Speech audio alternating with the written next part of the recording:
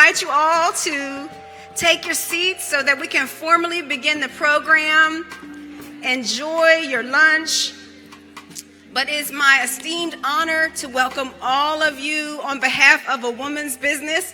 My name is Angela Brown, and I am thrilled to host the 4th annual Power to BT. As many of you may know, because I'm so excited to see that there were so many people that have been here all 4 years. You know that we sparked this 4 years ago, hoping to kick off another revolution over tea.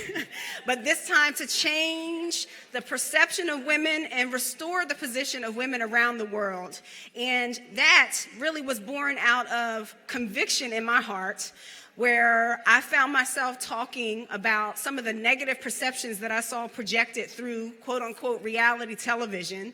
And because I was so discouraged by those images, I found myself talking negatively about those women that were portraying it, which convicted me, because I said, essentially, you are just perpetuating the same stereotypes that are permeating the media. And it's not enough to talk. You have to step up and do something to challenge those perceptions, change those perceptions. And so that's why we gather at the Power to BT, so that women like you and I can change the perception of women around the world. So as we see and relate to one another differently, the world will see and relate to women differently, and they will esteem our office. I like to call the office of woman the highest office that we can aspire to.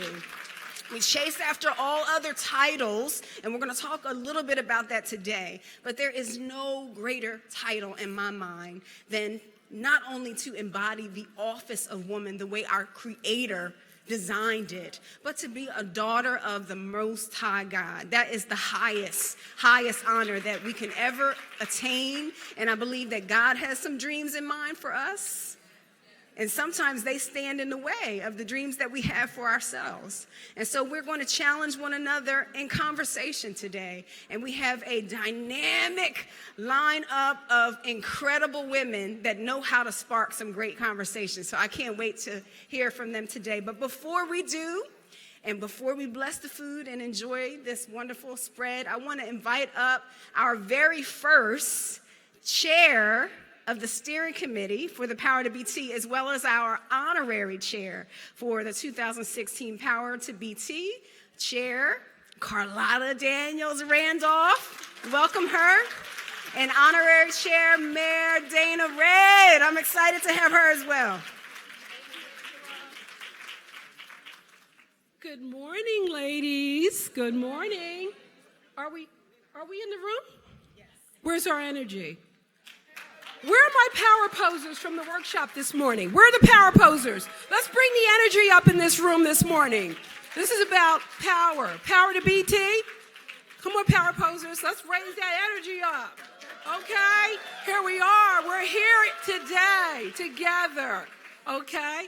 So, good morning. I would like to welcome you all to the 2016 Power to BT. A warm welcome to our esteemed panelists and our honored guests. Thank you all for agreeing to be a part of this very special event. Let me start by saying that you all look amazing, might not even do it. You look magnificent, okay? You look magnificent. This is truly a beautiful assembly in spirit and in presence. So you look wonderful, and I hope you feel as wonderful as you look. And you guys, you are rocking those fascinators and those hats. Okay? You really are. Okay, so I bring to you greetings and well wishes from the South Jersey Journal family. We're in the room, South Jersey Journal family. Okay? I also have members of my own family in the room, my auntie, my sister, my cousin. Good morning. Thank you for coming. Okay? If you are not familiar with it, the Journal is a free monthly publication and a website updated multiple times weekly, which covers the African American community throughout Southern New Jersey. I'm happy to say that we are celebrating our 5th anniversary this year. And that's significant. If you're familiar with what's happening in the news business, a lot of publications are trimming back and going away, but we're still here, and it's thanks to you, so thank you for your support. I allowed him to be here today. He's sitting in the back being very quiet, but my husband, Irv Randolph, the publisher of the South Jersey Journal, and I thought Al Thomas would also be here. They're being very quiet in the back, so shout out. Hello, guys. Thank you for coming. Okay, so there are copies of the journal if you're interested in the room today, so please take one with you. As a representative of the journal and as a woman, I'm so excited to be here with you today to experience this elegant and empowering event. When Angela asked me if the South Jersey Journal would serve as a media sponsor and if I would serve as the chair, I said, of course, because 4 years ago when I attended my first Power to BT, the energy in the room, the graciousness, just the spirit of sisterhood and fellowship that was present in that room, I couldn't say no. I want to be an even more deeper part of the experience, and I'm so glad she asked me, so thank you, Angela Brown, for asking me to do this. Okay, this movement, if you will, is to bring women together, bring our resources together, our voices together, to challenge one another, to lift one another up, to inspire one another. And that is in keeping with the mission of the South Jersey Journal, which is to connect, inform, and inspire. So that's why we were happy to serve as the media sponsor of this event. Okay, so I'm going to move it along and move the program along. I just want to say that I wish that you all have a wonderful time. Really get into the spirit of this program. It's fun, it's informative, it's uplifting. I also want you, before you leave the room, please, if you haven't already done so, introduce yourself to someone you don't know. Okay? Share your well wishes, information, lift a woman up, exchange cards, numbers, whatever you have to do. Make a connection. That's in keeping with the spirit of this program. So I want to see you do that today if you would. Okay?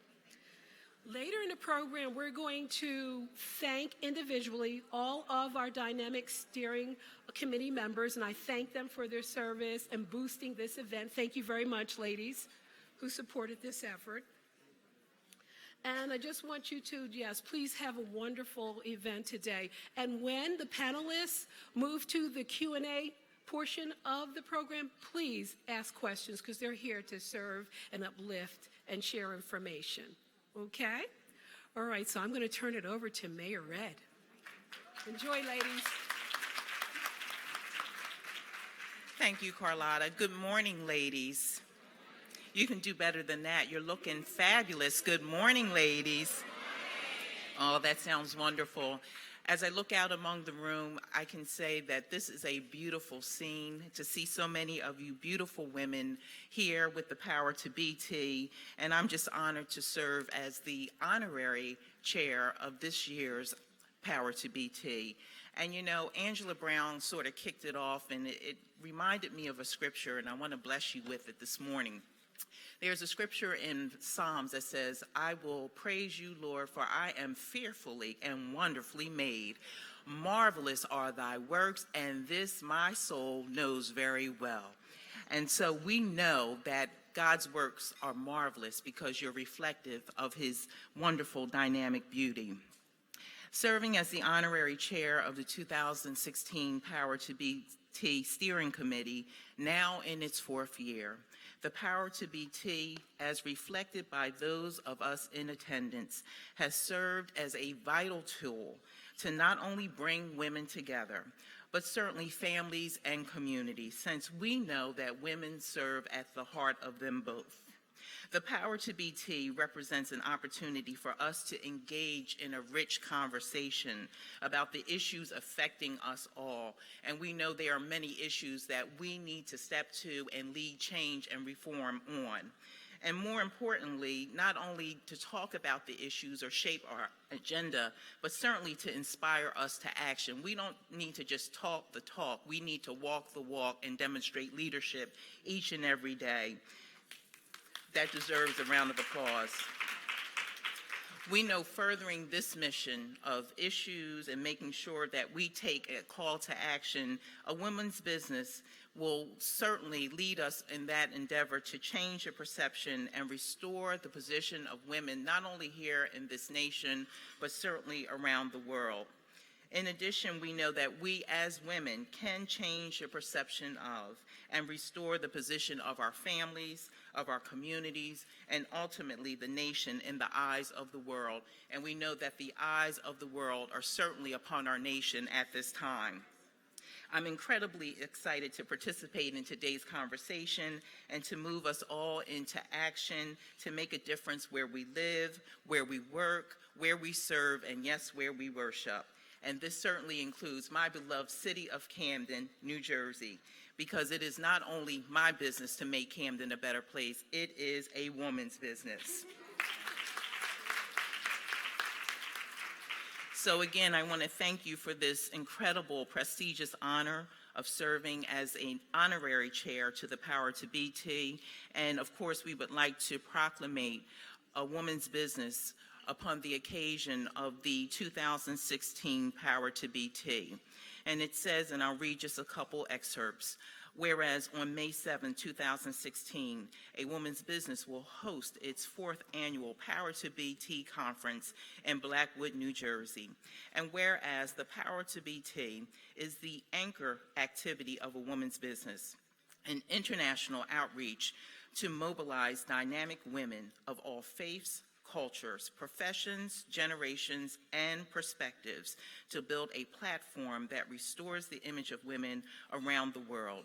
It seeks to highlight how women are perceived, defining and celebrating what it means to be a woman, and restoring our value to the roles of wife and mother.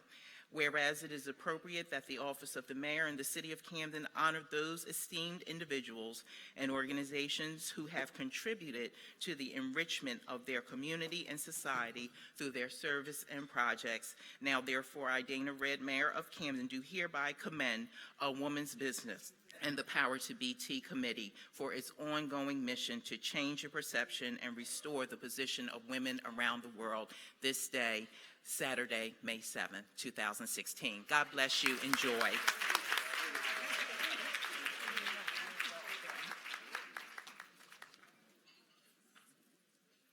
Thank you to Mayor Redd. Thank you to Carlotta, South Jersey Journal, Wells Fargo, our very first sponsors. Yes, I'm very excited about that.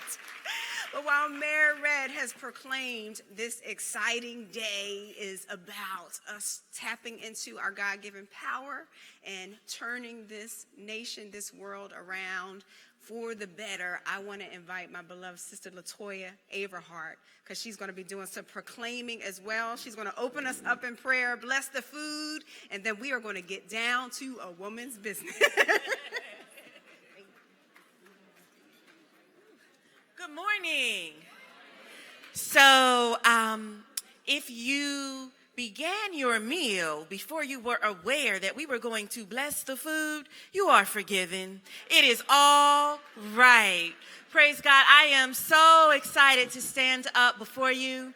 I was thinking this morning that of all the places I pray, this has become one of my favorites because of the diversity, because of the unity, because of the power that is assembled when the wounded ones come together, when the good things come together, when we put aside competition and we come together in community to connect, to embrace, to share. I encourage each and every one of you, don't leave this room a stranger to the ladies at your table or to the ladies across the room, because that's really what this moment is about. So if you would just join me very briefly. Abba, we come before you this morning to acknowledge your greatness your glory, and the good thing that you have assembled this day in this space, in this time and in this hour. Though there is great darkness and discouragement and despair in so many spaces, I want to thank you, Abba, that we become your Deborahs. We become your Ruths and your Esthers. We become the Marys who are sensitive to hear what the Lord would speak, what he desires to birth in us and through us, and avail ourselves to not pursue our own, but to pursue you, your own, your glory, your good, your success, and your dream for your daughters in the earth on this morning. We ask, Father, that you would inhabit this space by your Spirit, that you would do a work of healing and transformation even as we break bread at the table, that you would do a work of reconciliation and restoration as we lay our hearts and agendas open before you and say, let your will be done and let your kingdom come. Bless this meal, bless this fellowship, and bless the divine connections and relationships that will begin this day to transform not just our lives, but our nation, ultimately our world, for your glory and your good. In the mighty name of Jesus, amen.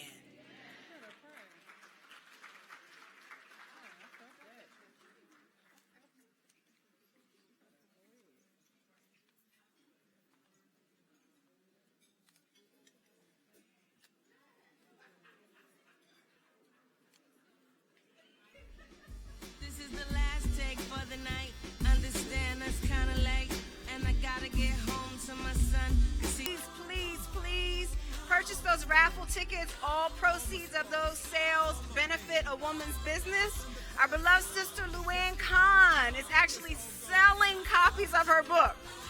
So I Dare Me is on display, but I dare you to purchase it, not pick it up and walk away with it.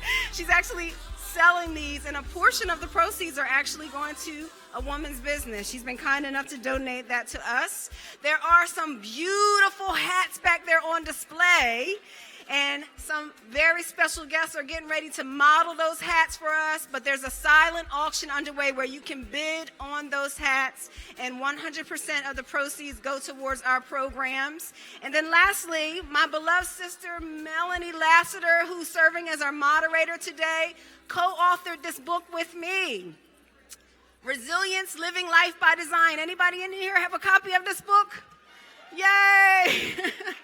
Well, it's available for sale today for $25. 100% of the proceeds always go to a woman's business. I don't profit. Melanie will not profit, but she is going to sign this book, and I'm also happy to sign it for anyone who purchases a copy of this book today. So enjoy your food in this time of fellowship, but please take time to enjoy and support the exhibitors, but most importantly, buy tickets for those baskets and bid on those hats that we are going to be selling today. Thank you. Enjoy.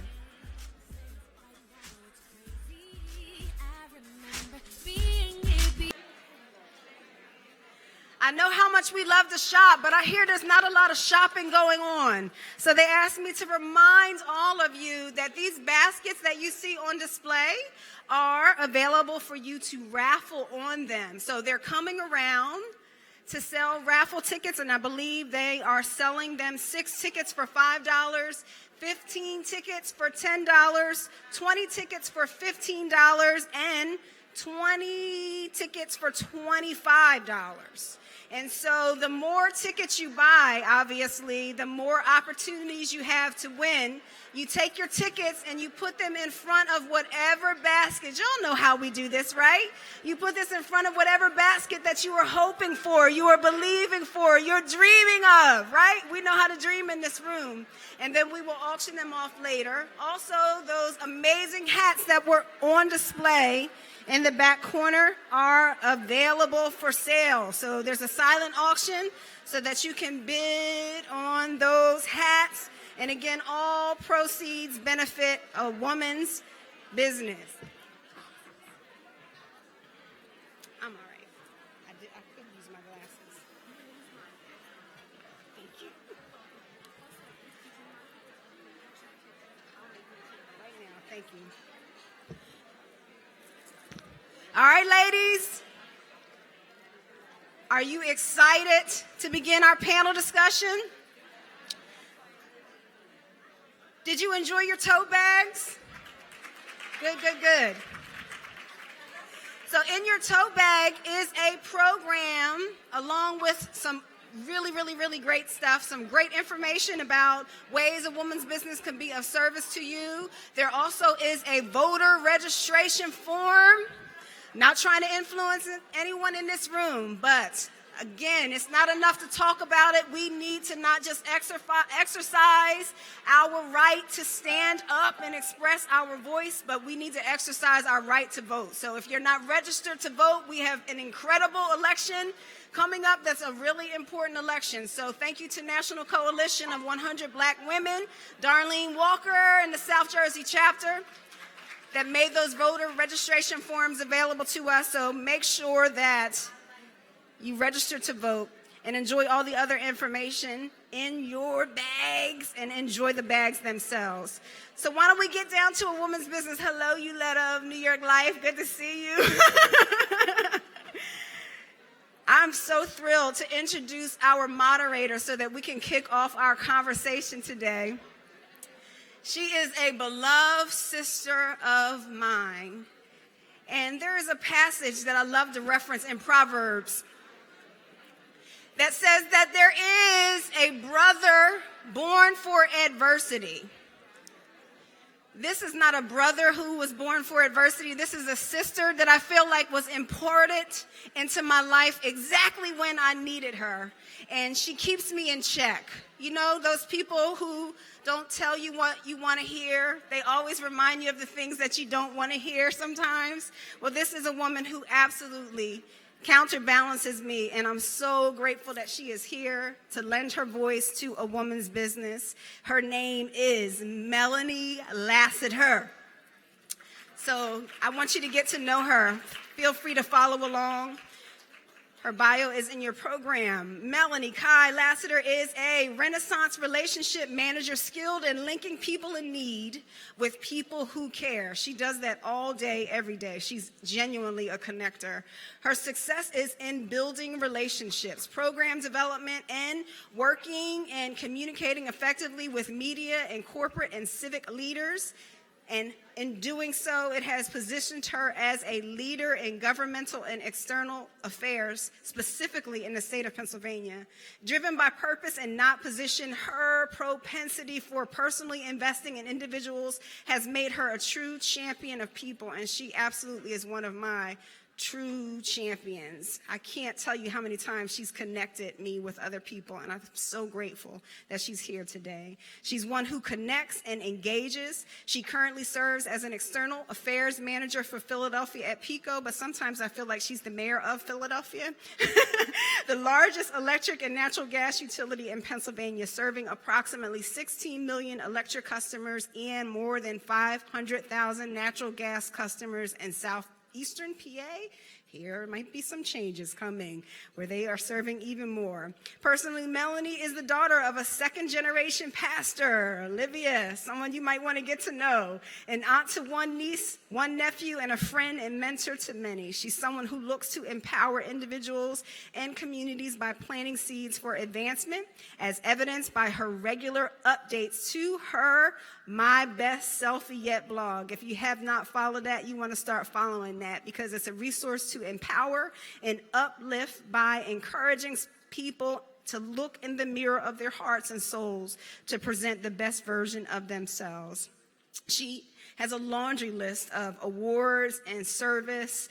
Urban League of Philadelphia. She chairs the Moxie Women Advisory Board for Councilwoman Blondell Reynolds Brown, a former Power to BT panelist, and you'll see her acknowledgments in the program book. And in 2015, she was appointed by Pennsylvania Governor Tom Wolf to the Pennsylvania Commission for Women, one of 26 women charged with acting as an advocate for policies and legislation that it feels serves the best interests of women and girls in Pennsylvania. She would be mad if I left this out. She's a proud member of AKA Sorority and the Philadelphia chapter of the Lynx. I believe there are members of the South Jersey chapter of the Lynx here. Where are you at, ladies? Hello, good to see you. But Melanie also holds an undergraduate degree from Spelman. Where are the ladies from Spelman? I believe there's some ladies from Spelman here. And a master's degree in training and organization development from St. Joseph's University. As mentioned, she also is a co-author of Resilience and has a beautiful voice. She's a singer, and she's going to share that voice with us today, perhaps not in song, but serving as our moderator. So please welcome Melanie Lassiter.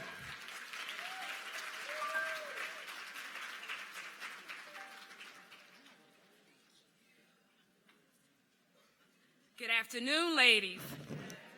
Oh, you all can do better than that. Angela told you that I'm a pastor's daughter, so I need a little call and response. Good afternoon, ladies.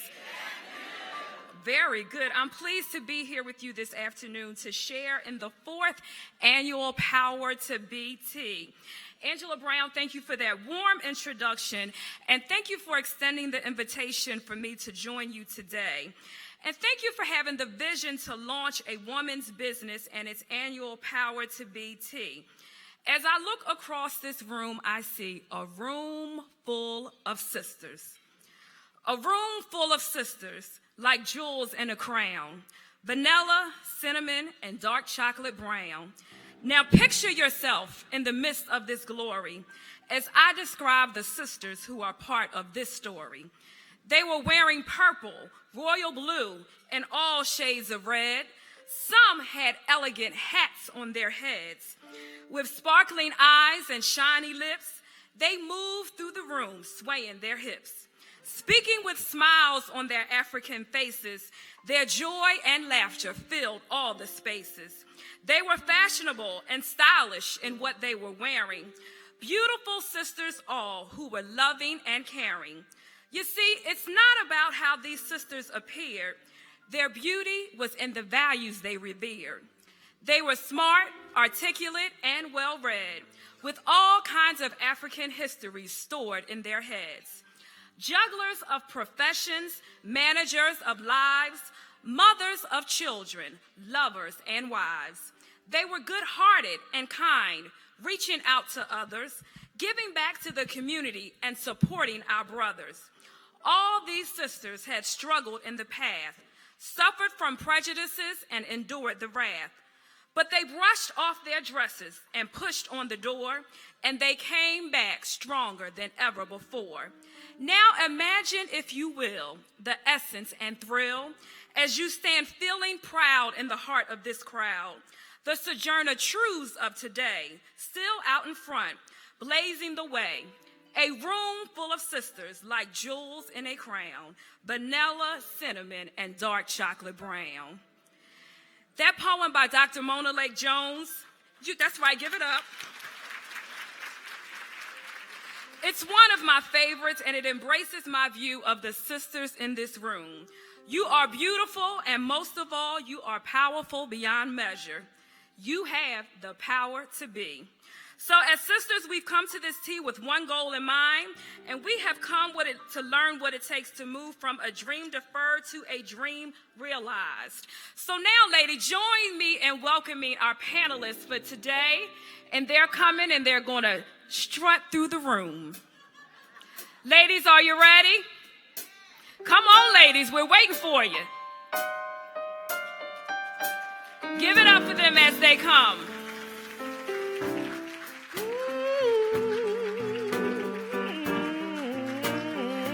Don't they look simply marvelous? And these ladies are wearing hats that you can actually purchase at this event. And all proceeds will benefit a woman's business. Look at them strut. Sister, you're two of a kind soul. Sister, I'm keeping my eyes on you. That's right, we're watching you, ladies. Come on, come on. I bet you think I don't know nothing but singing the blues. Oh, sister, have I got news for you? I see Joe dancing back there. I hope you think that you're so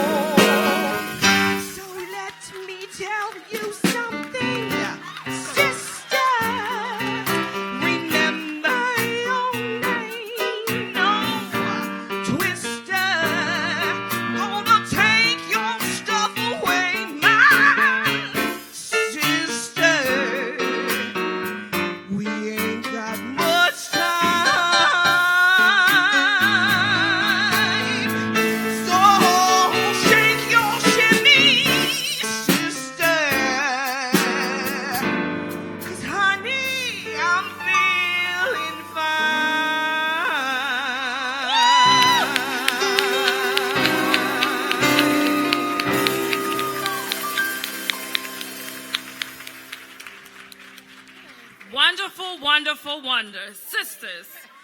You all are feeling fine and looking fine. So now let's get this panel discussion started. But before we start, let's take a poll of who's in the room. Do I have any dreamers in the house? Oh, I see a whole lot of dreamers. What have you dreamed about? Have you dreamed about owning your own home or perhaps owning a second home? What about going back to college, going to get a graduate degree? Have you dreamed about being an entrepreneur one day? Wonderful, wonderful. Now that we know who's in the room, we're going to equip you with the tools needed for your dreams to become a reality. So I am delighted to introduce 5 dynamic women to participate in our conversation today. Each woman is a trailblazer, accomplished within her own right, and each woman knows from experience what it takes to move from a dream deferred to one realized. So ladies, each bio is in its entirety in your program, so I'll just read a glimpse of each person. So first I have Tina Wells sitting here in the blue with this fascinator on. Tina is the CEO and founder of Buzz Marketing Group, which creates marketing strategies for clients within the beauty, entertainment, fashion, financial, and lifestyle sectors.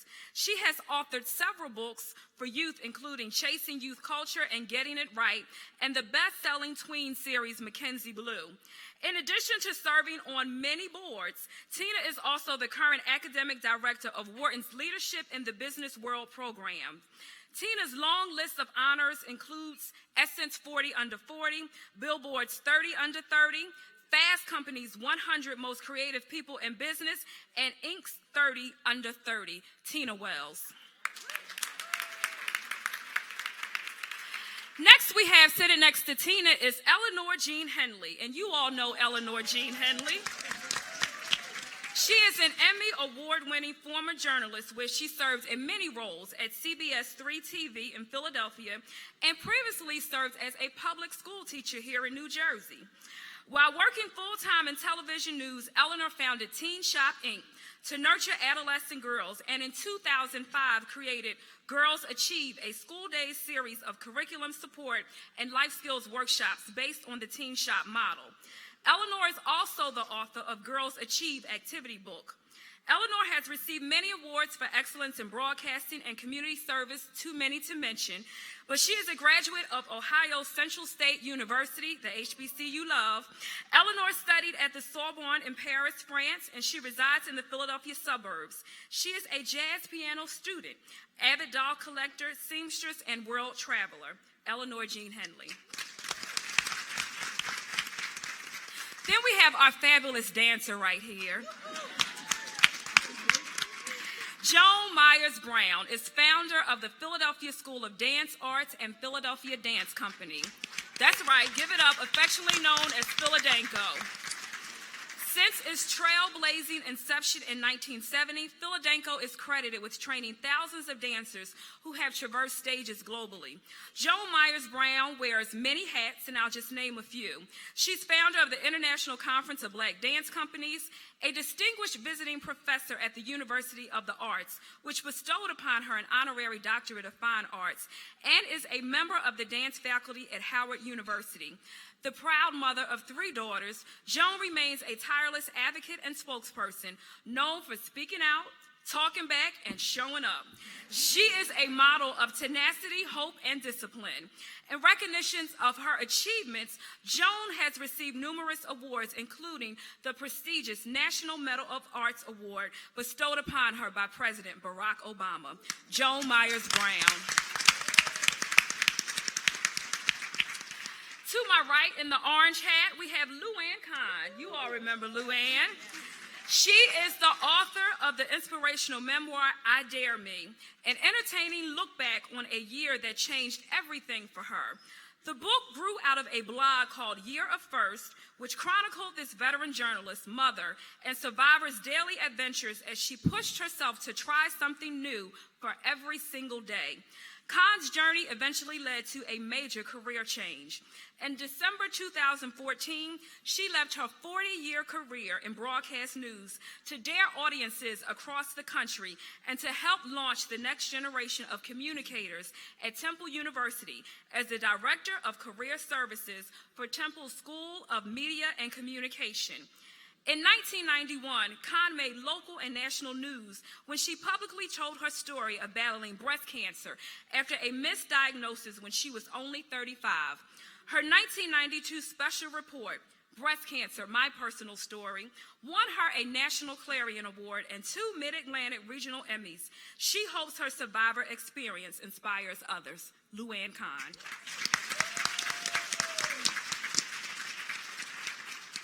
And last but certainly not least, we have Angela M. Brown. She is the founder of A Woman's Business. She is also a contributing writer to the Heart of a Woman weekly blog designed to inspire and challenge women to live in the fullness of their purpose, power, and position. A seasoned media personality, conference speaker, businesswoman, and author, Angela enjoys nearly 20 years of experience as a public relations executive, including 8 years as president of her own firm. Currently, Angela serves as the Executive Director of Community Engagement and Strategic Partnerships at Perfecting Ministries. Discover tales of her journey on the road less traveled and the tools she's gathered along the way, turning obstacles into opportunities and blaze new trails for women in resilience, living life by design, a book that she and I co-authored together and released in 2015. So as you have already heard, today we have assembled some dynamic women who are sharing their lives and imparting their value and worth into others. It is true that as women, we go through many seasons in our lives, seasons of plenty and seasons of scarcity. Yet through it all, we are willing to give and willing to learn new things. Through it all, we what? We dream and we dream again. So we're going to begin today by inviting each panelist to provide a brief overview of their dreams, how it was deferred and how it was fulfilled. Before we call on our first panelist, I want to remind each of you that we have cards on the tables for you to put your questions on. And so we look forward to having an enlightening discussion with each of our panelists after they share their stories. So to start us off, we have Tina Wells. Tina went from a teen startup to a multinational, multi-million-dollar company, all the while fueling her desire to chase youth culture and present positive images to the next generation through Mackenzie Blue. Tina, tell us about the dream which sparked your amazing journey.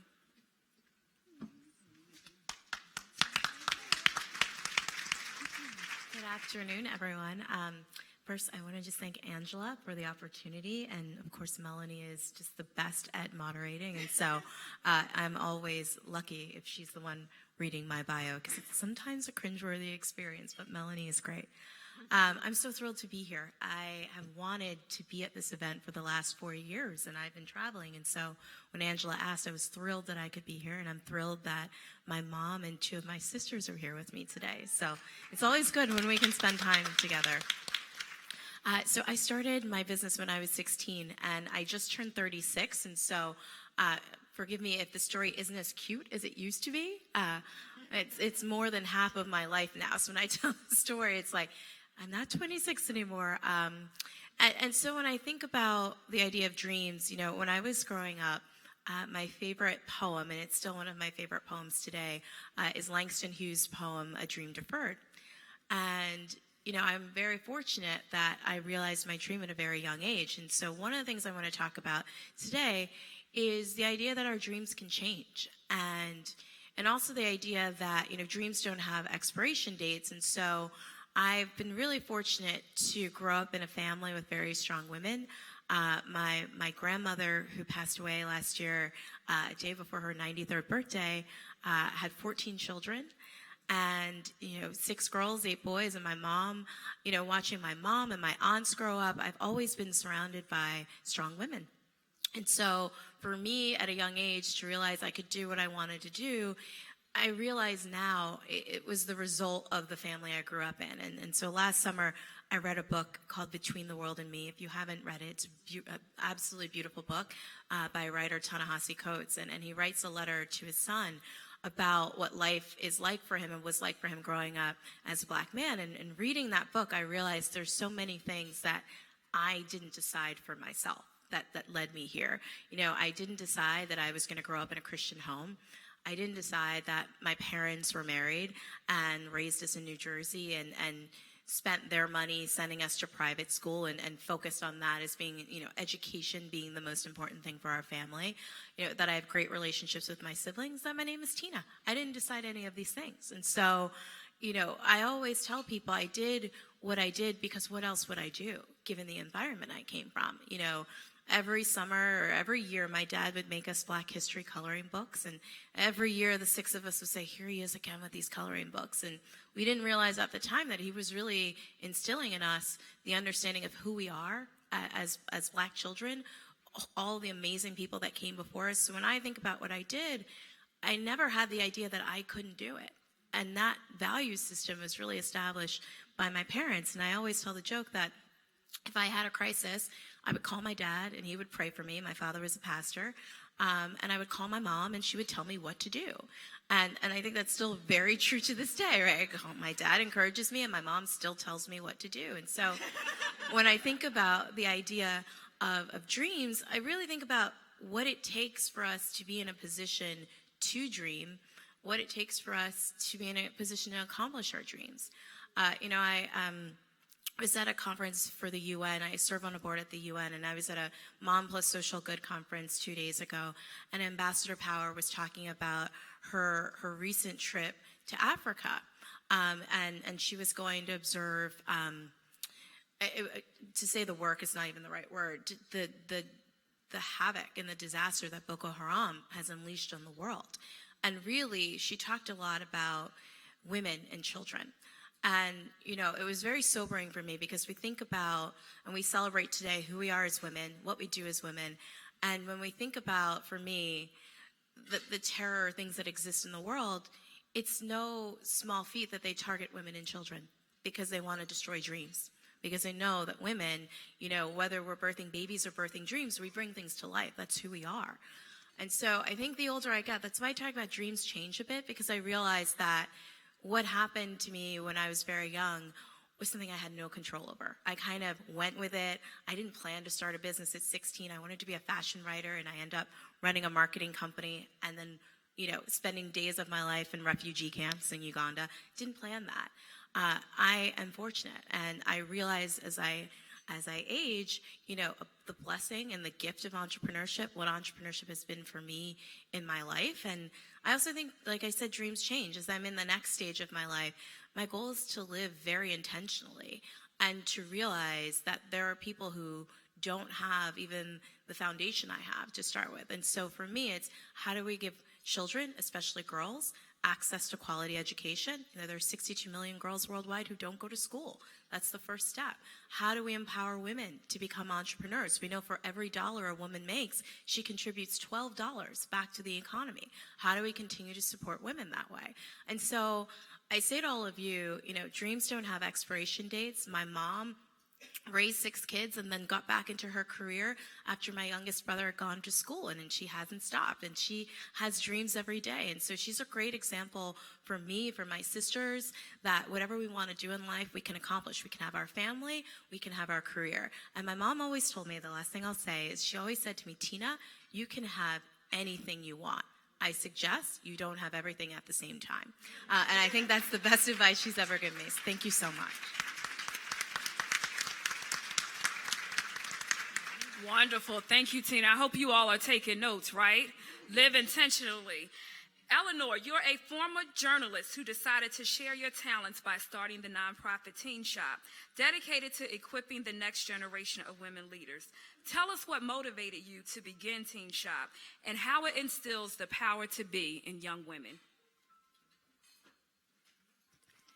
It is really a pleasure and an honor to be here. Thank you so much, Angela, for this opportunity. I attended really the very first tea, and I was so impressed by the event, the attendance, the women sitting up there, and I said, oh, you know what, I'd like to do that one day, and I got the call. So thank you, thank you. I always say that Teen Shop is God's plan, and when it's God's plan, I've learned that your plan does not matter. I was a member of Zion Baptist Church in North Philadelphia at the time that I founded Teen Shop. And I founded it as I felt my responsibility as being a member, because membership to me means service. And I took a couple of months to get acclimated to the church environment, and I said to Reverend Leon Howard Sullivan, the late Reverend Leon Howard Sullivan at that time, I said, and I'm going to come up with an idea that hopefully you feel will complement the different church ministries. So the idea was Teen Shop. And it was an easy name to come up with, teen girls, and they were workshops. But I never dreamed or imagined that the program would grow to have celebrated 30 years empowering girls. And we celebrated our 30th anniversary with the debutante cotillion. And one thing that I have not publicly said is that after that first year of the program at Zion, I just felt that my schedule was too busy. I had my show, City Lights. I was involved in my sorority, my links, other organizations, doing a lot of other things to help uplift the community, and something had to give, and I felt that that had to be Teen Shop. And I remember that a couple of months before we got to the end of the school year, I said to the girls, well, it's been wonderful, and you're all lovely young ladies, but we will not have Teen Shop here anymore. And one of the young ladies looked at me and she said, but Miss Hindley, then what's going to happen to us? It was at that moment that I knew that I would just have to follow the steps and open up my heart and just let God in and decide how this program was going to grow and develop. Still don't have a plan. But 2 years ago, we opened a South Jersey chapter of Teen Shop. Still don't have a plan, but next month we are doing our first career conference for new college graduates to help provide the strategies and tools for these young women to start on the pathway to success. Still don't have a plan. Still don't have any money. Because you can have a plan when you have money. See, we still don't have a plan, don't have any money. But we will be having our 8th annual residential college preparatory summer leadership conference at Bryn Mawr College.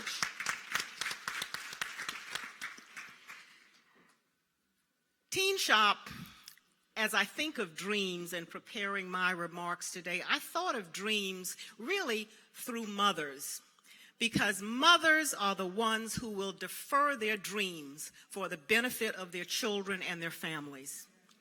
And I hear that so often through the mothers who have enrolled their daughters in our program. One mother who was left a widow and had 4 children to raise on her own. She sent them all through college. And once they finished college, she went back and finished college herself. And if we think about that Langston Hughes poem, What Happens to a Dream Deferred, her dream exploded in that she was able to make sure that all of her children graduated from college. And I think of Teen Shop as now being a vehicle where we can help girls realize their dreams. We have some young ladies enrolled who are first-generation college, and it's kind of hard to think that in 2016 there could still be families where there are children the first to go to college, but there are. So through Teen Shop, we are helping them realize their dreams of becoming entrepreneurs and doctors and lawyers, and most of all, successful citizens giving back and making a difference in their communities. So as I say, I never dreamed any of this for myself, but now through Teen Shop, I am so proud to be able to help a lot of young ladies realize their dreams. One of the things that we are proud about through Teen Shop is that all of our graduates go to college, all of them. And while enrolled in Teen Shop, no girl drops out of college or becomes a teen parent. We've had more than 7,000 girls enrolled. And you know that you're doing a good job when they want to come back. And in all of our 5 chapters, 3 in Philadelphia, 1 in Los Angeles, and our newest one in Camden, we have young ladies who have been through the program and who have now come back to the program and are helping raise the next generation of leaders. And Teen Shop is a volunteer program. It's a volunteer program. And were it not for the commitment and dedication of so many women, many of them like you, who are mothers, wives, daughters, and working professionals, who join the village to what we say, you need to be a part of a village so that everybody can benefit. These ladies make an extraordinary commitment. So I'll leave you with, I guess, a dream thought of mine, and I'm so sorry that my mother is not here. I buried my mother on Monday of this week. She was 91 years old and had suffered from dementia, which is just a debilitating disease for the past 2 years. But I knew that I have made my mother proud because my mother raised me in her example. And that example was that no matter how successful you may become in life, you have an opportunity or responsibility to reach back and lift as you climb. And she raised a Christian woman with a strong faith and purpose. And so now I do have a dream. My dream is that somehow, as this is part of God's plan, He will keep sustaining this organization so that we can help thousands of young ladies in the future realize their dreams of becoming successful citizens. Thank you.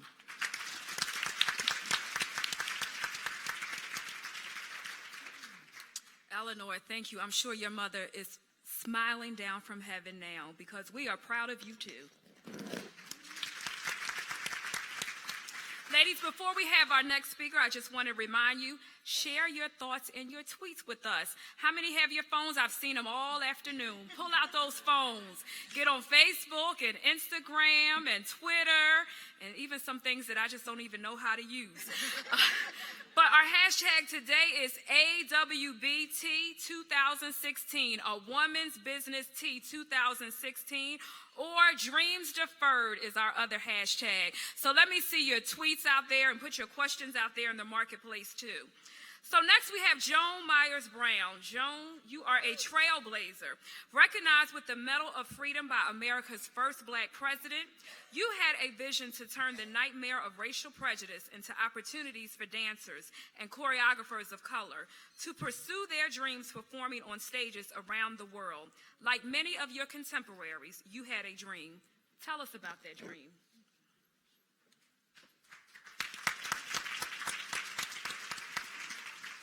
Well, first, before I dream, could I take off this hat? Yes. You know, Angela can make you do anything. First of all, she made me come today and speak when she knew I was getting ready for my, as the kids say, recital. So all my kids are dancing school today. You know, Saturday is the day. And then she made me put on a hat. So I was thinking about, I never had a dream. I always say I don't have dance, dance has me. And I feel that I say, and my other thing, I think I have founder's disease. I'm always founding things. But I always found that there were needs in the arts community for our youngsters that a lot of them didn't get.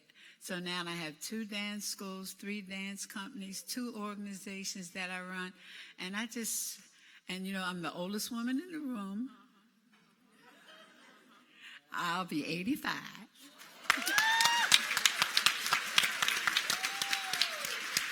Philadelphia will be 46 years old this year. My dance school will be 56 years old.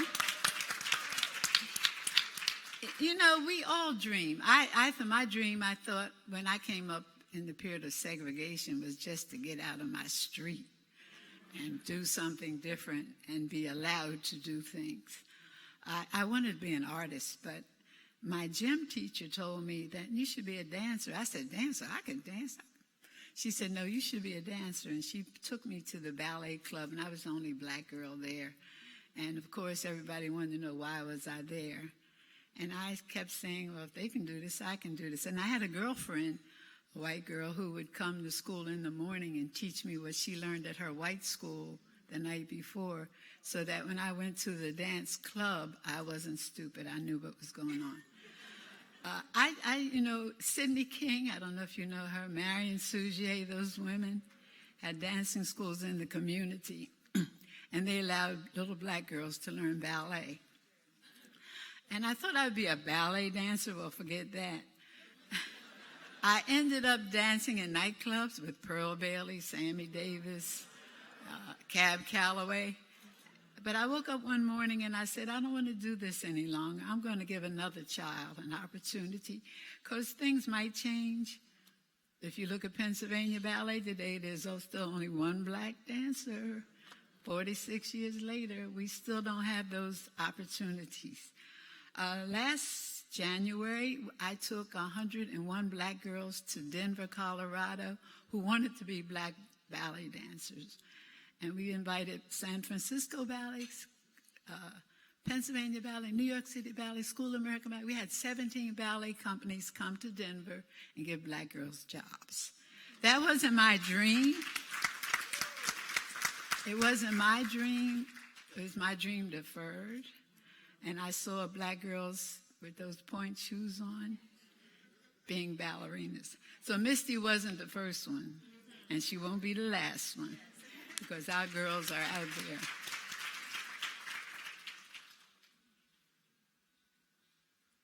One of my students, 10 of my students, 15 of my students are in this room. They say, you were my teacher, you taught my child. I said, didn't I teach everybody? Seems like I've been around that long.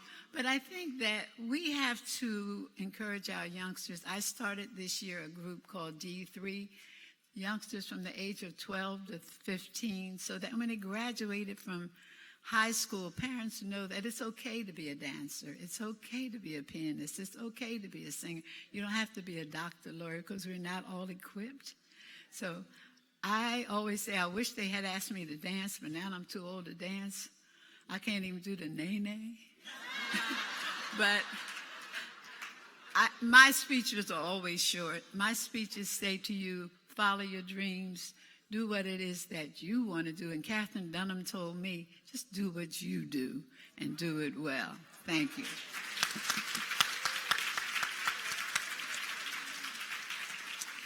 Thank you, Joan Myers-Brown. We are standing on your shoulders. There would be no Misty Copeland if it wasn't for Joan Myers-Brown.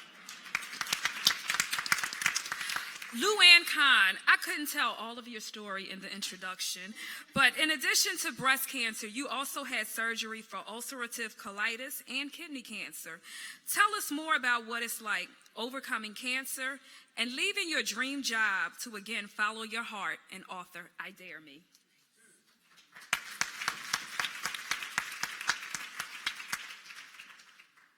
Melanie, thank you. I just first have to say I am so overwhelmed with these women on this panel. I feel so honored to be among you today. These are some powerful women. That one over there, oh my gosh, she is a force to be reckoned with. And I just want to say, Joan, I don't know what your daily routine is, whatever you do, how you dance. Are you dancing every day? No, well, you do it well, whatever you're doing. I want to look like that when I'm 85. I want to tell you a story I've never told publicly, but I guess it will tell you a little about me. I grew up in Atlanta in the 60s, and my father was a social worker in our Jewish community. And earlier this morning, I showed some of you in the workshop a picture of me in a 6th grade play. A woman named Mrs. Dixon was my English teacher. And Mrs. Dixon was probably the first person who said to me, you know, you can write. And she was the one who taught us about poetry and Shakespeare. And I love Mrs. Dixon. And one day, she rolled a black and white TV into our room, because it was back in the 60s, you know, as Martin Luther King was about to march down Peachtree Street. And we were going to get to watch it live in our classroom. And I was really excited about it because my parents had been talking about Martin Luther King and what he was doing and what a difference he was making. And my teacher, who I loved, pointed to the TV and said, "Now there is a troublemaker." And I was stunned. And I was confused. And I went home. And at the dinner table, I told my parents about what had happened. My favorite teacher had said Martin Luther King was a troublemaker. And my father got up from the table. I'd never seen him so angry. And he said, "Are you sure that's what happened?" And the next, I knew, oh my gosh, I knew Mrs. Dixon was in trouble. And I was scared. And the next day, my father went to the school. And Mrs. Dixon never looked at me the same. And I learned something very important that day. She was not the person I thought she was, and my father was more than I thought. And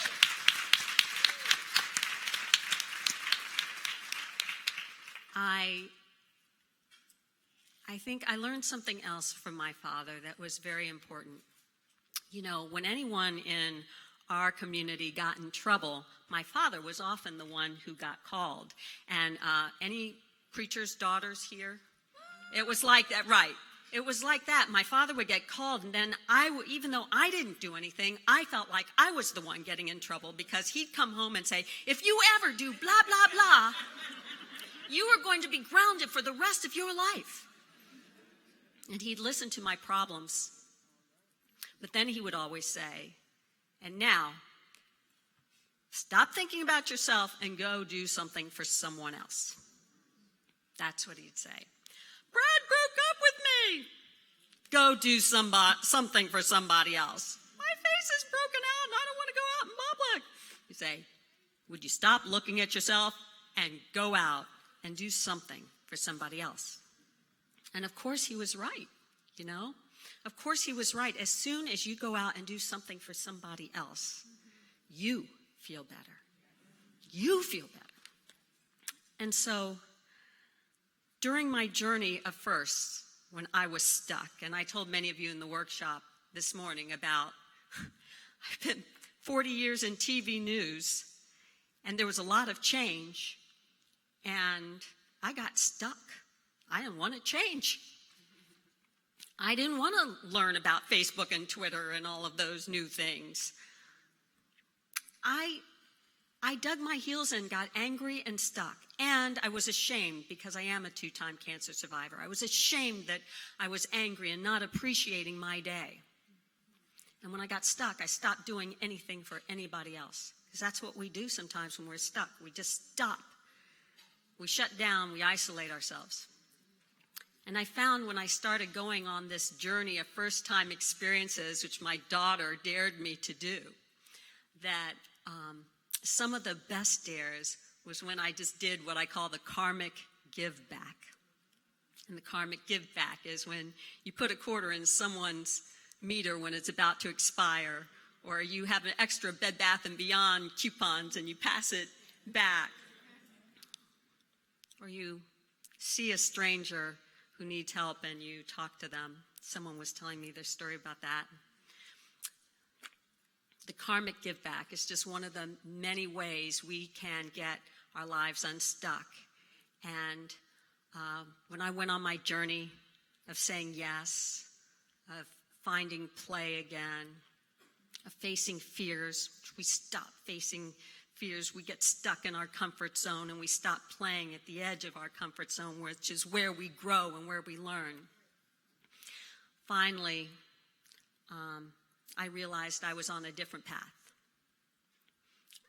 And I realized I like to teach, and I like to be with students, and I like to pass on what my knowledge. And so I wake up every day happy again to be daring the next generation of communicators at Temple University and daring audiences like you. I just if it's okay, we started something this morning. I'd like to finish really quickly. Some of you have a card where you wrote down a dare, and I'd like to ask you really quickly, if you weren't in the workshop, there's a card on your table. I'd like you to take that card and write down real quickly one thing that you would like to dare yourself to do in the very near future, whatever it is. Face a fear, do something you haven't done since you were a kid, a karmic give back. And if you would, I'm going to just give you 30 seconds. Will you please share that dare with your neighbor really quickly? Just 30 seconds, because that's all the time we have.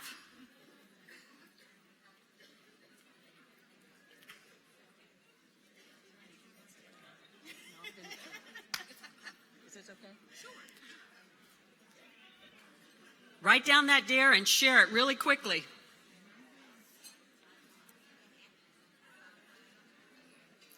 It's the quietest thing all day.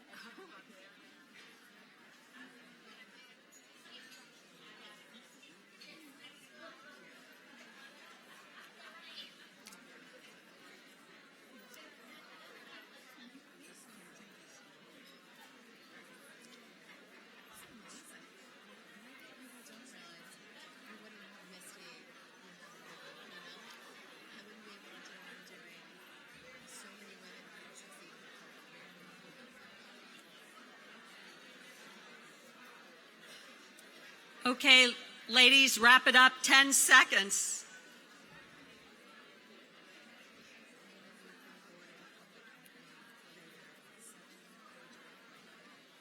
All right, everybody, come on back to me. Come on back to me. Can I just ask real quickly, what happened when you shared? What happened when you shared? You got to smile. This is what happens when you share your dare. Come on back, because you'll continue. I hope you will continue this conversation. When you share your dare, you find an accountability partner. Right? When you share your dare, that dream, if it's a dream deferred, you put it out in the world. You put it out in the world, and it becomes more real. So, ladies, I know I started this. I hope you'll continue sharing your dares, because that sometimes is the first step to making that deferred dream real. Thank you.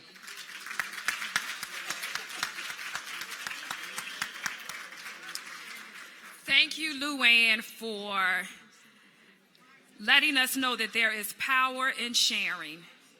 And I know we want to continue sharing, and we will have that opportunity when the panel discussion occurs. Someone once told me that the more you give, the more you get to give. So thank you for telling us about paying it forward and giving it back, Luann. And last, ladies, but certainly not least, is my link sister and my friend, Angela Brown. Angela, you have a very powerful testimony on the power of resilience. A wife, a mother, a minister, a first lady, a nonprofit director. The list goes on and on. Tell us how you arrived at this place.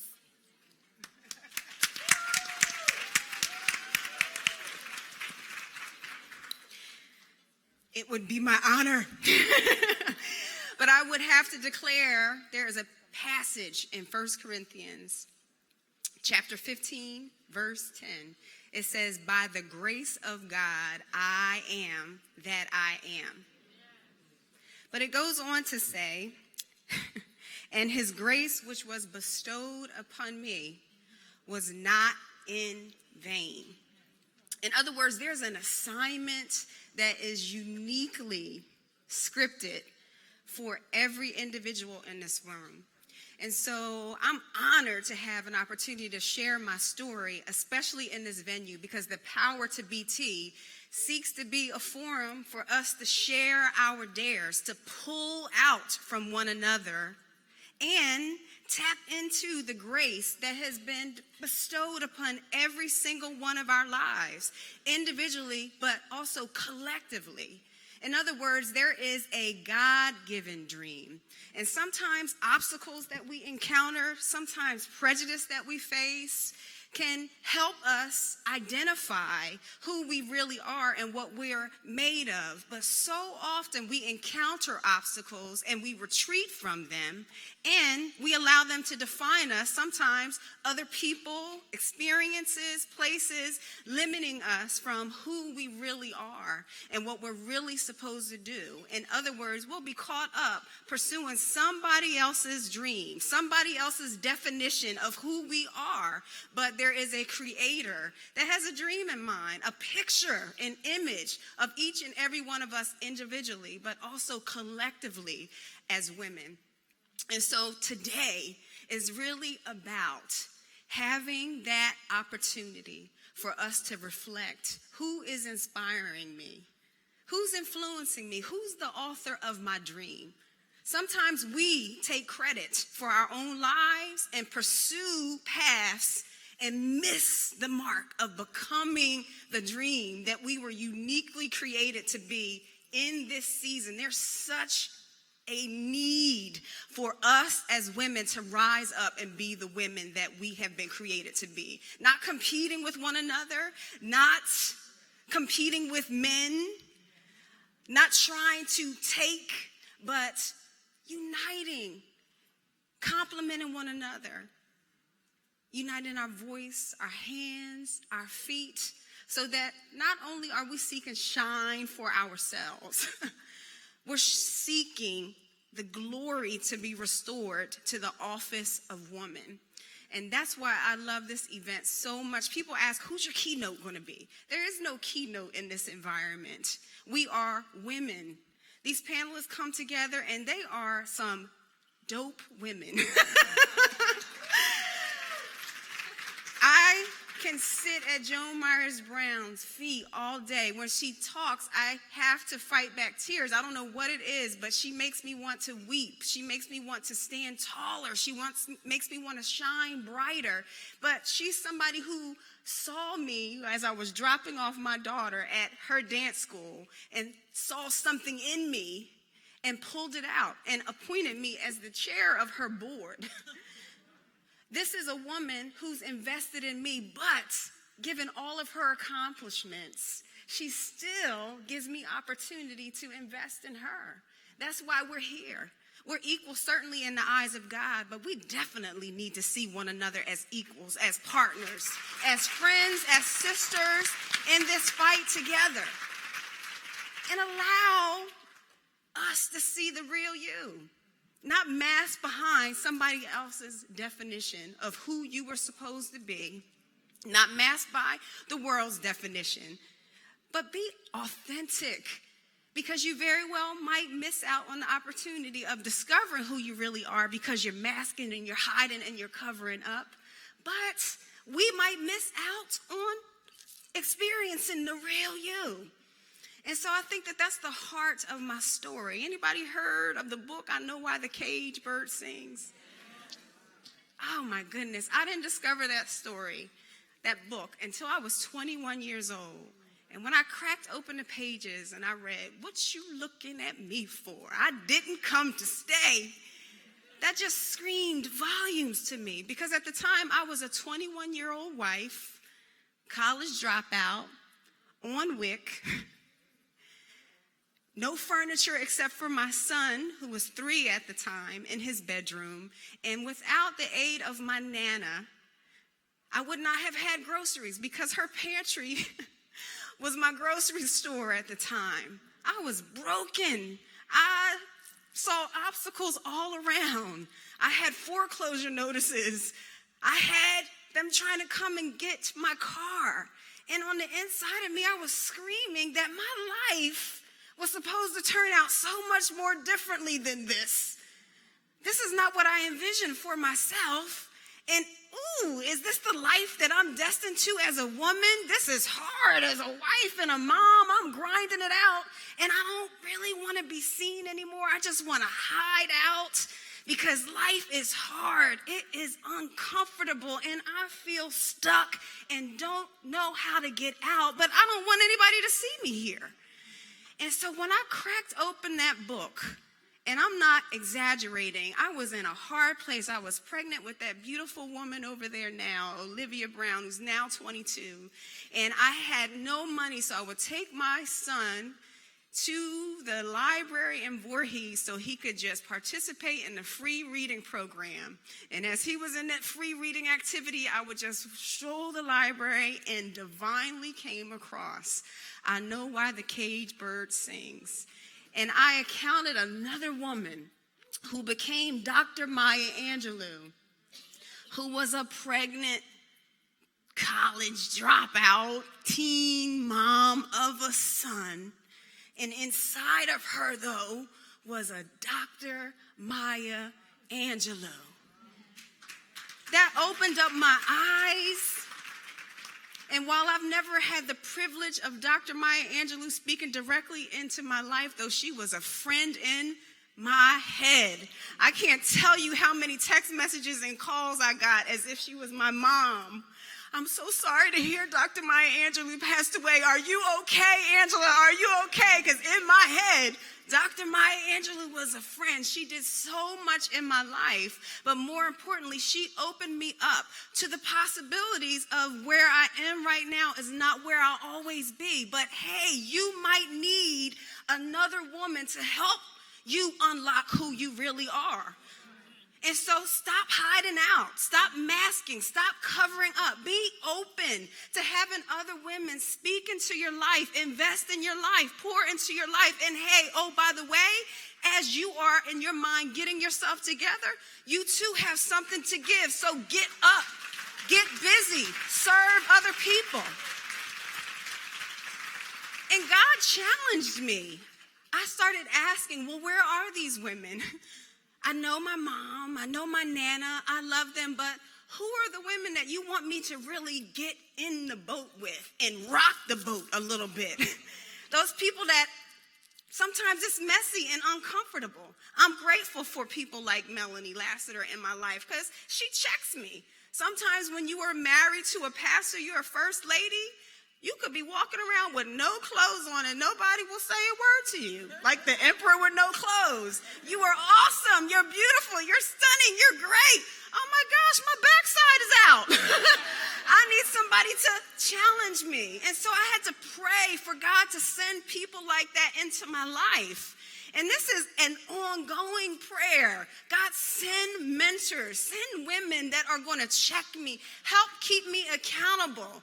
And I will never forget the first time he actually challenged me to build an accountability relationship with a woman I did not like. I said, are you sure? Because guess what? I don't like her because I know she doesn't like me. And I was right. Because when I asked her to be my mentor, and I even packaged it with, God told me to come and ask you to mentor me, she made it clear she didn't like me. But gratefully, she was in a relationship with God as well, who challenged her, and she picked up the mantle and walked with me. And us coming alongside one another, two people who initially did not like each other, rubbed one another the wrong way instead of sparking a fire that stirred up a whole lot of trouble. We ignited something on the inside of one another. And we discovered, I didn't know you the way that I thought I did. We challenged one another, and it changed how we saw and relate to one another. And that experience led to what I now experience today. I would not be anywhere near a woman's business at one point in time in my life because women can't be trusted. They are catty. They're always trying to take my man. I can't tell them my business because I always find out about it somewhere else. But God started to challenge me and talk to me about it. And hey, oh, by the way, while I had those negative experiences, guess what? You intentionally had those experiences because generations from now, you, Angela Brown, are going to be in the office overseeing something called a woman's business. So sometimes we have obstacles, we have those disappointments, we encounter those barriers because there is a very real God-given dream that he has in mind for us, and the obstacles exist to block you from ever becoming that, fulfilling that dream, and sometimes deceive you into believing that whatever it is, that the world is patting you on the back and saying, good job, that's dynamic. You very well might have your backside out and be missing the mark in fulfilling what it is that you are uniquely equipped to do.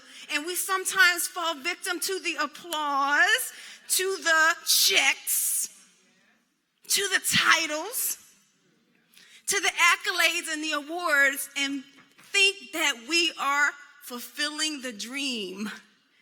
And we're living a nightmare. There's a passage that says there's a way that seems right, but the end thereof is, yes, destruction. The destruction of who you really are and what you were really destined to be and do.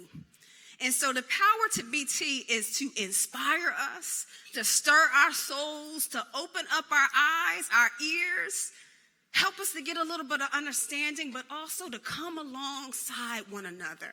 Maybe even a woman that you don't even like. Maybe even a woman that you don't even know. My prayer was that there are some women in this room that we have the privilege of serving at a shelter in West Philadelphia, teaching them how to turn obstacles into opportunities by not looking at their circumstances, but looking to their maker to find out who they really are. My prayer was that those women will come face to face, eye to eye, with those of us that have the titles, the doctors, the MEDs behind our name, the bank account, the big cars and the big houses, but still feel broken. For us to bump into one another and just be able to relate to one another as women and discover you have an assignment, I have an assignment, and together let's cause one another to fulfill that assignment, provoking one another, challenging one another, loving up on one another, exhorting one another, having one another's back, patting one another on the back. We need one another. We are in this together. There's a dream that God has for us. Perhaps Langston Hughes is first credited with the dream deferred. What happens to a dream deferred? But there is a passage of scripture that I'm certain inspired him that says, hope deferred makes the heart sick. But then it goes on to say, but when the desire comes, it is the tree of life. You can have a dream and have no hope. But the only way for you to really tap into your God-given dream is to tap into your source of hope and get reconnected to that hope that then will ignite the dream that you are only called to live and be. And I believe it was Luann said that might change, it might evolve. We go from faith to faith, and we can't ever camp out and get comfortable where we are and lose sight of what we are called to do next. And we are able to do that when we connect back with our source of hope. Some of us are sick, stuck, feeling disappointment because we've lost hope, and we're just going through the motions, and we're not living our dream life. But we can reconnect with our source of hope. It will awaken us to our dreams, and we will get back to living that fruitful, productive life, not just for our own benefit, but for the benefit of all of the women in this room, but all of the women in this world. That's the assignment of a woman's business, to restore the purpose, power, and position of women around the world through service. What you do has an impact on me. What I do affects you. We are in this together. And so let's unite our voices, our hands, our feet with one another, but most importantly, while a woman's business is an engagement to all women, churched, unchurched, saved, unsaved, all ethnicities, generations, perspectives, the most important voice, hands, feet, heart that we need to be reconnected to is that of our Maker, so that we can find out what our assignment is, but also the dream that he has in mind for us individually and collectively, so that we can live up to his dream. You ready to get down to a woman's business?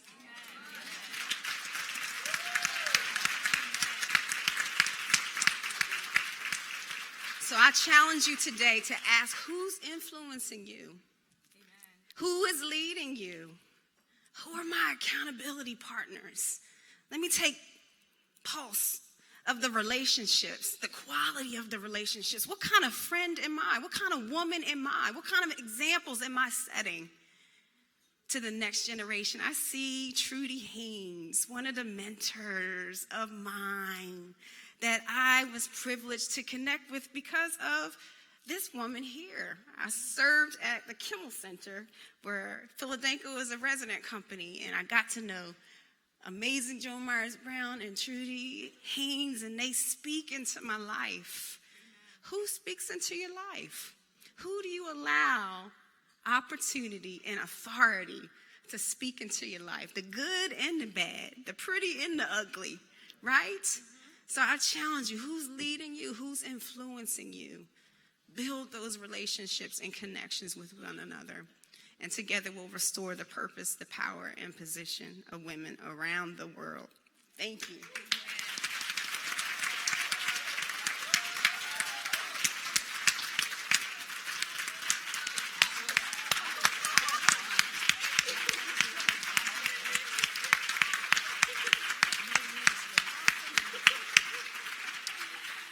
Thank you, Angela, for reminding us to remember the source from whence all blessings flow.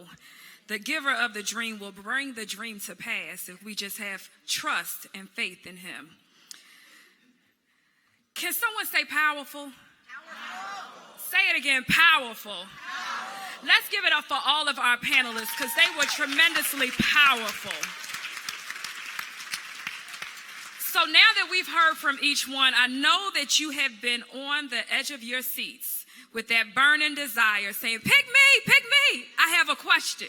So we're going to dig deeper into your questions. There are cards on the table that someone is collecting, and we can bring them this way. But while we're collecting those, of course, I have some questions to get this party started, right? So how about, let's start to my left, Eleanor. So, you know, I have this thing about being my best self yet, looking in the mirror. And, you know, selfies are the big phenomenon. So if you had to write a letter to your 30-year-old self, what advice would you give yourself?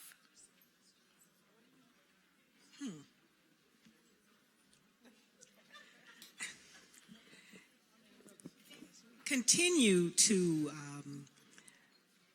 follow the example that was set in my home through the example led by both of my parents of the responsibility that we have to help others. Simple as that. Very good, very good. Wonderful. Tina, you started off talking about your 16-year-old dream and how it's changed over time, that the dream can change. So how have you managed to stay focused on what really matters to you? I'm really fortunate. I'm the oldest of 6 children. And so I always say, if you know my 5 siblings, you understand why I'm grounded. And I think it's just the focus in my life is really my faith and my family and my friends. And so I think that community is really important to helping you be focused on what matters. Great. Joan, as you introduced yourself, you told us that you're the oldest one in the room. On the eve of your 85th birthday, I'm sure that life has taught you a lot. You've overcome some obstacles, you've broken barriers to fulfill your dream. So borrowing a phrase from Oprah Winfrey, what do you know for sure? I think it's really important to always build a network and surround yourself with people like yourselves who have your dreams and their dreams, and that will support you and will be there for you when things aren't always the way you want them to be. Wonderful. So, Luann, I'm going to switch to you. Okay. Okay. So, in 2014, you made a life-changing decision to give up your 40-year career in broadcast journalism. But at what point in your life did you give yourself permission to move from dreaming to living your dreams? You know, I have to say, being a two-time cancer survivor really impacted me. I mean, I would never wish that on anybody. But, you know, it became very important to me that every day counts. Because I do not assume I get tomorrow. I just don't.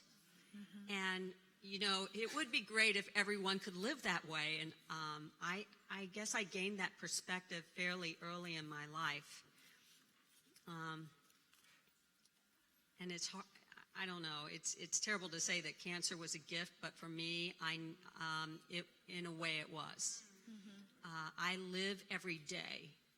I wake up every day saying, what are we going to do today? You know, what are we going to accomplish today?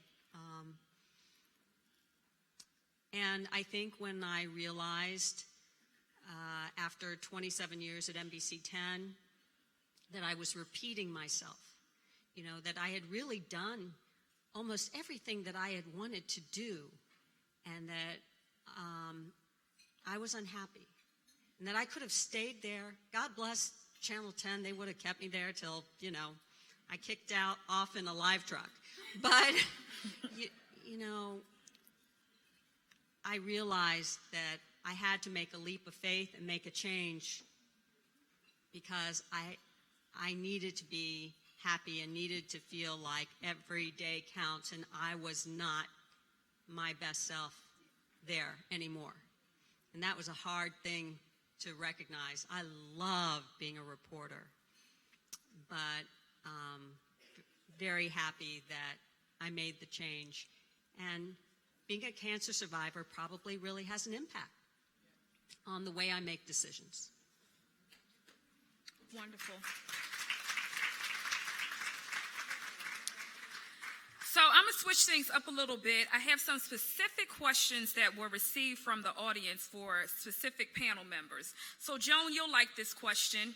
How can one volunteer at one of your dance studios?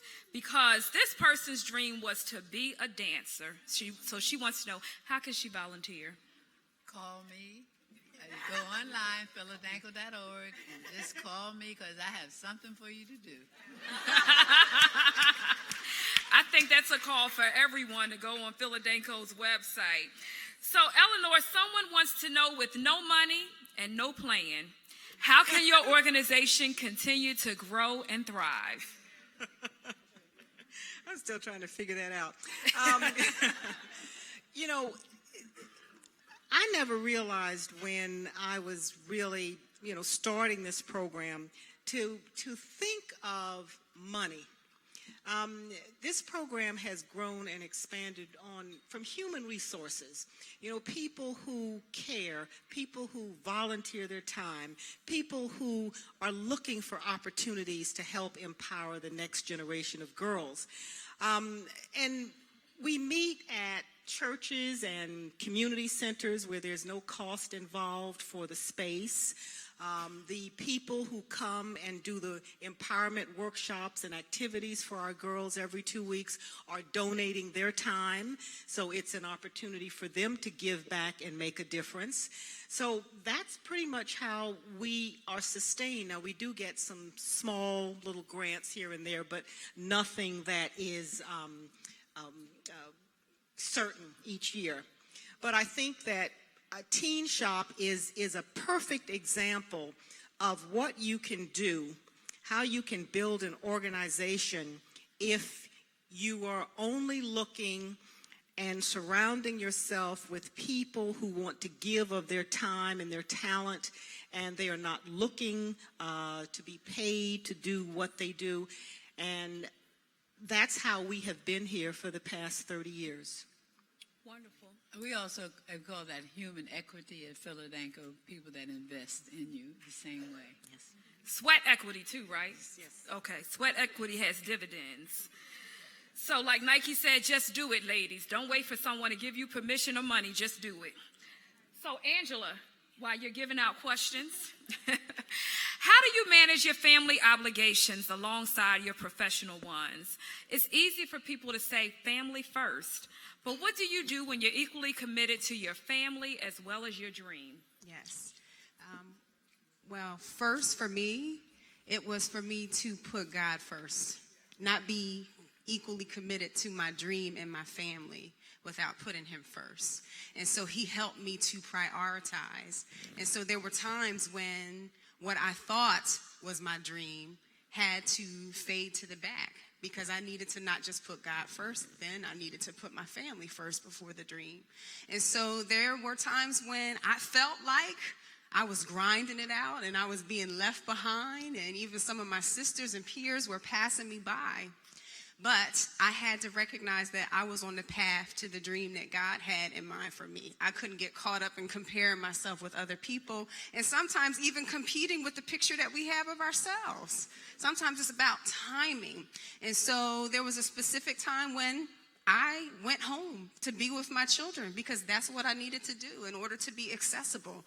In all honesty, that led to an opportunity for me to start my own business because my desire, again, was to honor God by putting my family in order, keeping them first. And so he blessed me to be able to start a business so that I could better manage my family and my work life. And so I have to say, in direct response, if you put him first and seek him for wisdom, for me, he's helped me to prioritize and distinguish what's distractions and what's not for now or what's for then, and let it go so I can keep everything in order to balance it, and then also ask for help, not just of God, but of other people. So thank God for moms. Happy Mother's Day, Mom. And all the other moms in the room. Moms who will show up and support. Yeah. Yes. Thank you. The scripture goes on to say, acknowledge him what? In all your ways, and he will direct your path. So this is for any of the panelists to answer. Let's talk a little bit about Scandal. Not the television show, although I know you watch it, and it's okay. But let's talk about living through adversity. Tell us about a challenge you have faced that could have destroyed you personally or professionally, and how did you manage the situation? How did you bounce back? That's for anyone on the panel. Okay. So I'll tell you about something that happened to me last year that I haven't really spoken publicly about. We had a really public, big business win last year, $52 million. And I had to say no because the ethics involved, let's just say there were none. And we quickly figured out that I might end up in jail. So for some tax fraud. And so I think it was one of those things that was like a very life-changing or supposed to be a really life-changing piece of business. And so you can imagine when, 6 months later, you're kind of like, do I even still have a business? What kind of crisis that is?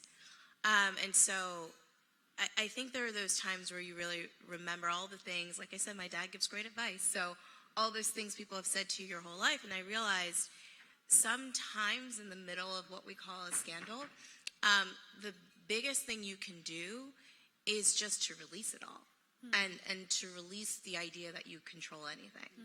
I'm very type A, you can imagine. I'm the oldest of 6. My siblings call me the benevolent dictator.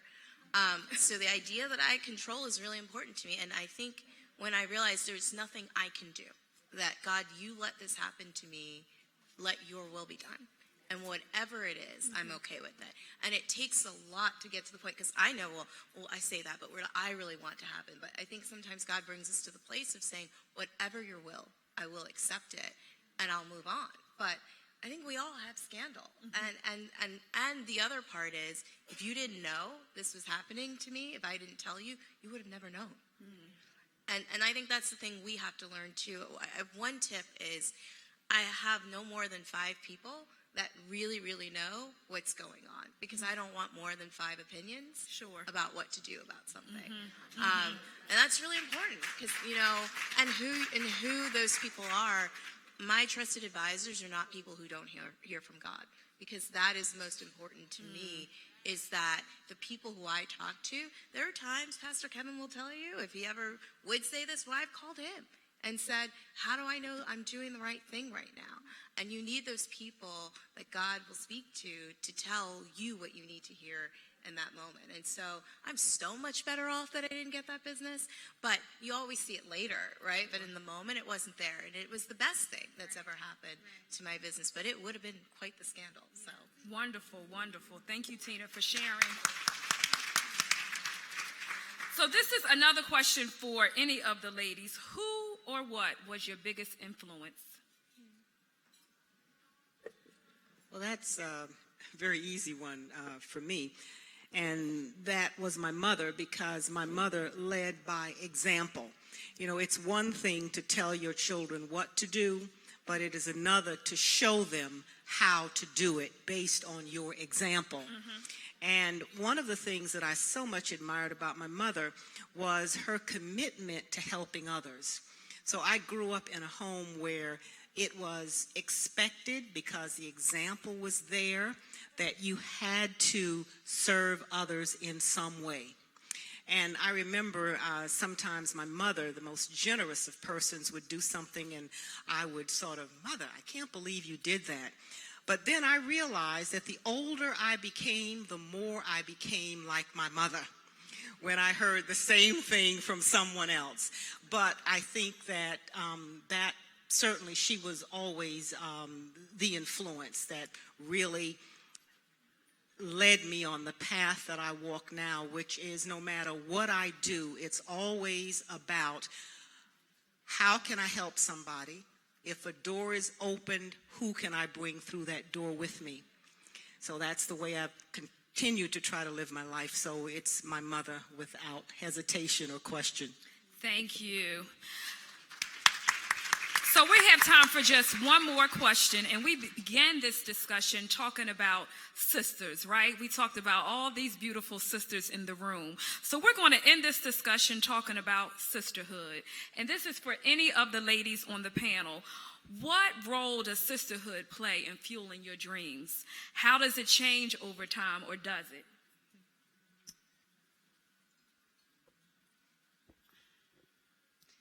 You know your sisters.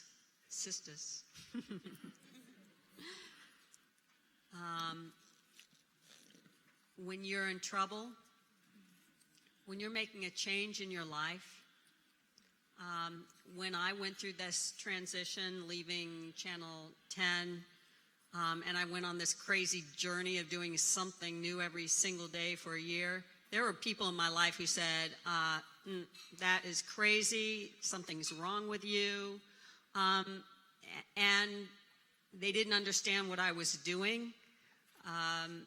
And then there were some friends who really stepped up and supported me.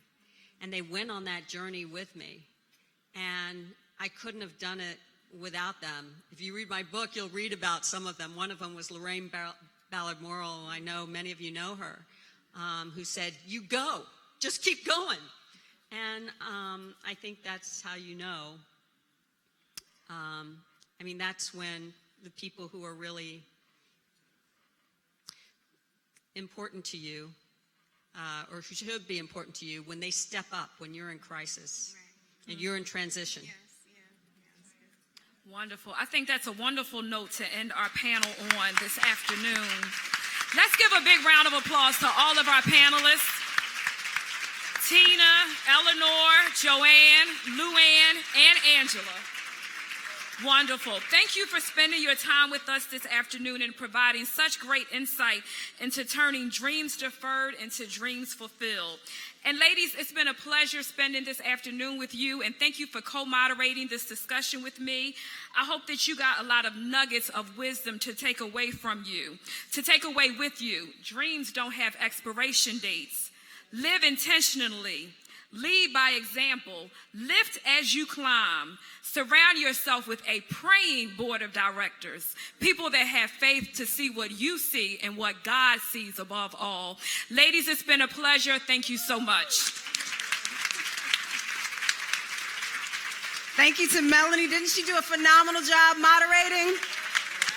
She has a powerful voice. Thank you to Luann Kahn. Thank you to Eleanor Jean Henley. Thank you to Tina Wells. Thank you to Joan Myers Brown. They poured into our lives, and we want to challenge you to pour into another woman. And before we do that and give you an opportunity to do it right here today, we want to recognize a woman who in our eyes is about a woman's business. I think Luann said it very, very well. Those who step up in crisis. Yes, we could come together and talk about all the things that are wrong and how everybody's done us wrong and nobody appreciates women. Or we can see opportunity. We can see those obstacles as opportunity, seize the day, and then use it as an opportunity to give back and make life better for somebody else. And so that's the spirit of the Leader Award.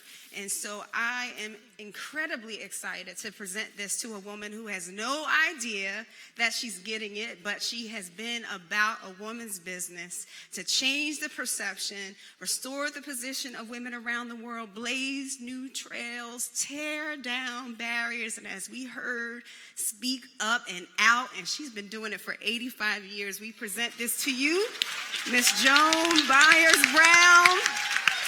Our 2016 Leader Award presented by a woman's business to Philadelphia founder, Joan Myers Brown, May 7, 2016, in recognition of your tireless service to blaze trails, change the perception, and restore the position of women around the world. We love you. We appreciate you. Congratulations.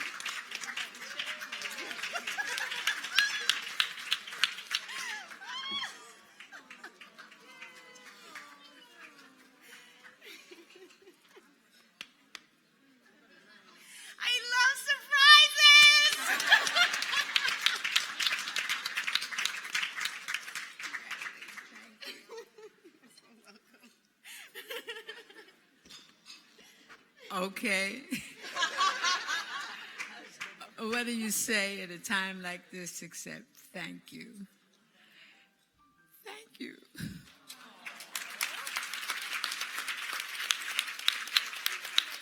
Angela, I'm going to kill you. And okay, Olivia, you're my dream girl. Thank you.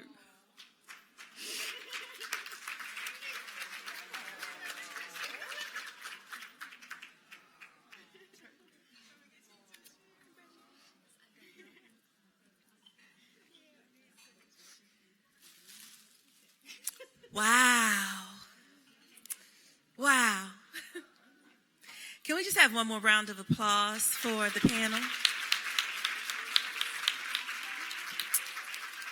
So, ladies, we come to the close of another tea. And I don't know about you, but I'm very, very full right now. Because the foundational message of this tea, and I think one of our panelists, Miss Eleanor, I believe it is, spoke so clearly and so crisply that as we are lifted, as we move, as we climb, we have an obligation to lift. And every woman at this platform, and I believe so many of you in the audience, heard that clarion call. The other thing I think that was crystal clear on today for so many of us is that we don't dream alone. We don't dream alone. I listen to the women talk about their mothers. I listen to them talk about their sisters. I listen to them talk about their daughters. I know it is significant that we're here on Mother's Day weekend, and that means so many different things for so many of us. But one of the most important things I think we can gather from today is that our dreams cannot be self-defined the same way they can't be self-attained. We've got to learn to dream in concert with one another, in community with our sisters, but we also learn to dream in unison with heaven. So I'm going to invite these beautiful ladies with the flowers to circulate. Thank you. Because we've come to the time where it's time for us to accept our assignment, to accept the charge, to embrace the office of woman and all that it entails. We learn that our success is not about what I can do, what I can be, what I can get, but success is defined by who I help, who I encourage, who comes alongside me, and who I come alongside. We've learned that the world has different perceptions and definitions of what we should look like, what we should be like, how we should sound, and how we should appear. But ultimately, the only definition and the only approval that matters is the one that comes from our Maker. I don't want you to pin yourself, though, ladies. I don't want you to pin yourself. I know we get so eager. I know. I apologize. Because remember, we do these things in concert with one another. So once you get your flowers, when you have your flower, do me a favor and stand up. When you have your flower, do me a favor and stand up, because we're going to join hands and then we will pin one another. We will pin one another, because you know what? You can't authorize yourself. You can't empower yourself. That authorization, that empowerment has to come from another. So once we have all of our flowers, we're going to have every one of you stand. And we're going to give you permission in here to dream again. We're going to give you permission in here to hope again. We're going to give you permission to believe again. We're going to give you permission to encourage again. Where you were deferred, where you were denied, where you were delayed, we're going to say that you are approved today. You are authorized today. You are empowered today. You are joining in a sisterhood today. You will not walk alone. You'll not pray alone. You'll not press alone. You'll not climb alone. But you'll do so with the empowerment, the encouragement, and the embrace of the woman who stands beside you and the woman who you carry with you in your heart, the women on whose shoulders you stand, and the women that you will lift as you go.